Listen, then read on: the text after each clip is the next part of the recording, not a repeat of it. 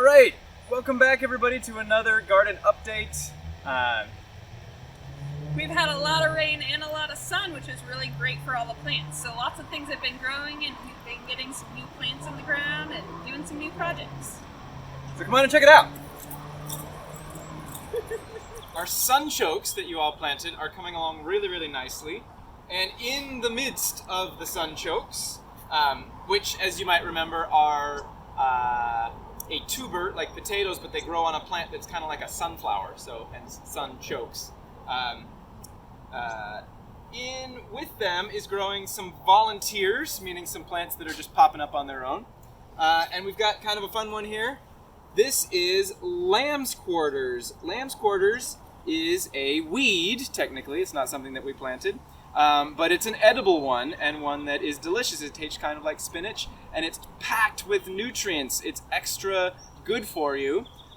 So you should only eat weeds that you know exactly what they are. But if you can positively identify them, and you know haven't been planted in a place where they got sprayed with any chemicals, you can eat them.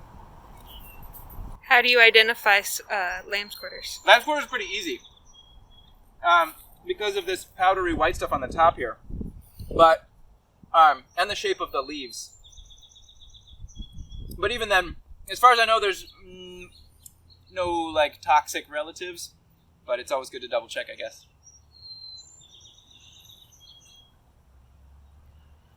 I am taking out the old lettuce heads and roots because as the weather gets warmer, the lettuce gets more bitter and not as tasty.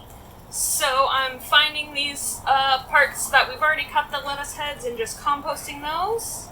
And then little bits that still have some good lettuce on them, I'm just harvesting them so we can eat the last little bits and enjoy them.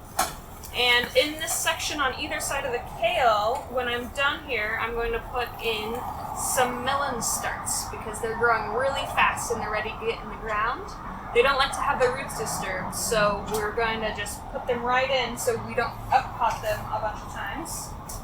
So here are some watermelon starts that are already so big, we just planted them a few weeks ago. So I will put those in the ground, and we'll have them here in the greenhouse. Last year we had peppers, and we don't want to put peppers and tomatoes in the ground again because they are all nightshades, and we want to rotate the crops because different types of plants use different nutrients in the soil. So putting some melons in here will kind of change the soil a little bit, and then we can go back to peppers and tomatoes in here next year. Now that the weather's getting warmer and our tomatoes and peppers and eggplants are getting bigger, they're ready to start getting used to being outside instead of in our greenhouse. So we're going to do what's called hardening them off. And that is just a process whereby we put them outside of the greenhouse where the light is more intense. The sun is not shaded by the plastic of the greenhouse roof.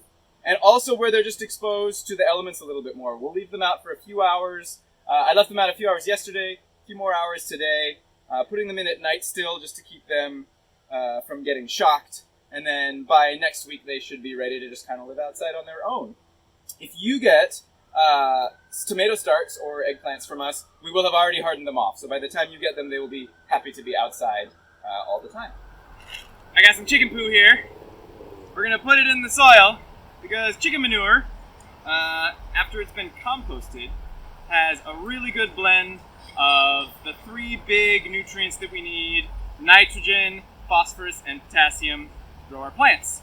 And so I'm going to sprinkle this chicken manure in our bed, and then I'm going to till it into the ground, and then it will be ready for planting.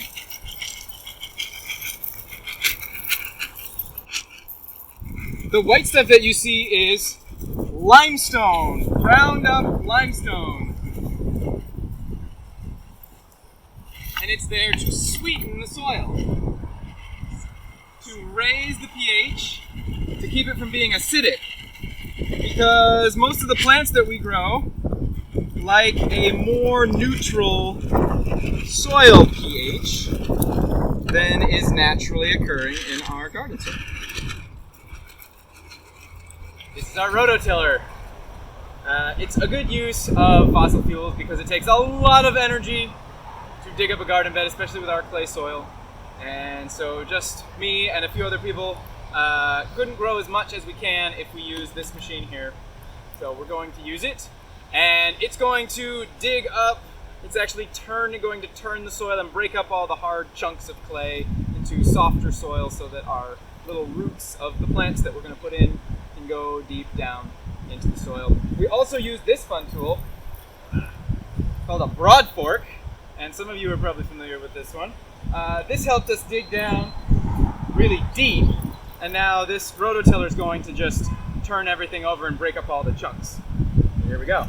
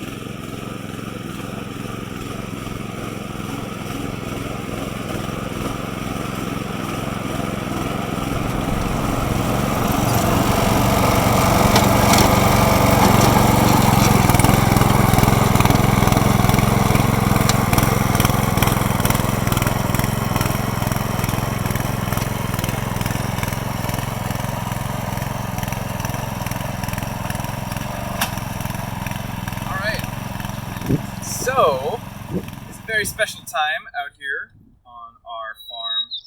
We are harvesting garlic scapes. What is a garlic scape? A garlic scape is the flower stalk, the immature flower stalk of a garlic plant. Part of its reproductive system, so it's trying to make flowers, which get pollinated and make seeds. But we're not going to let it do that. We're going to stop it from doing that by picking this out. And these are something you might see at your local farmer's market. It's also a pretty satisfying thing to pick. And by removing this, we get something we can eat, and they're delicious. They're kind of like green onions, but like a garlicky green onion. We also are limiting the garlic plant's reproductive ability to just its bulb. So what is now a tiny bulb is going to become a really big bulb, because we're taking away its ability to make seeds.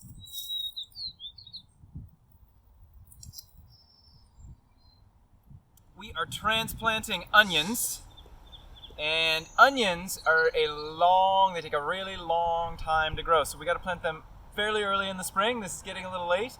And then they will grow all through the spring and summer and be harvested in late summer or the fall. But they also last, potentially. Many of them will last through the winter once we've harvested them. They bulb, so they start out as these little seedlings, but they will start to bulb. The bottom will start to expand depending on the length of the day, so how many hours of sunlight are in the day. So we have to get them growing in the ground so that they can get enough bulk around them, so when it's time to bulb, they have some good root system to do that. And we can plant them very close together. They don't need a lot of room. In fact, in the tray, we don't even separate them by the cells. We don't need to, because they have roots that are easy to separate. So we can just gently pull them apart out of that main tray and put them into the ground. Hey everybody! Alright, so it's time to hill our potatoes. So we've mixed together three things that we have on hand: compost and straw and some coffee chaff, which is like a byproduct of coffee roasting. Just something that's kind of light and fluffy, because potatoes want to grow underground. Their tubers, part of their root system, are growing underground. And so we planted them in a trench. And now that they've grown up out of the trench, we're going to take this material, this light fluffy soil that we've made, and fill in around them so that they can keep growing up but the tubers, the potatoes, will start growing out from their stems under the ground. So we just want to hill them up until maybe 6 inches of plant is showing. And we'll wait for it to grow up again, another like 6 inches, and then we'll hill it up again until they make flowers, at which point they're kind of done making potatoes as far as I understand. So there you go.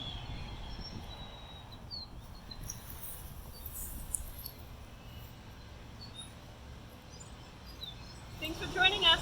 See you next time.